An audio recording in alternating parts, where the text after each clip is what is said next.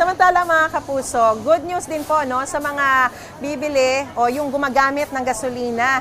Dahil po merong nakaambang bawas presyo sa gasolina sa susunod na linggo. Ayon po sa Department of Energy, batay po sa 4-day trading, posible ang rollback na 5 centavos kada litro ng gasolina. Pero ang bad news naman po, nakaamba rin kasi ang dagdag na 80 centavos naman sa kada litro ng diesel. Dagdag din na 45 centavos kada litro ang posibleng galaw sa presyo ng kerosene. Ayon sa Department of Energy, posibleng makaapekto po sa oil price movement ang trade tension sa pagitan ng Amerika at European Union tungkol sa Greenland at ang mataas na demand sa petrolyo ng China. Gusto mo bang mauna sa mga balita? Mag-subscribe na sa GMA Integrated News sa YouTube at tumutok sa unang balita.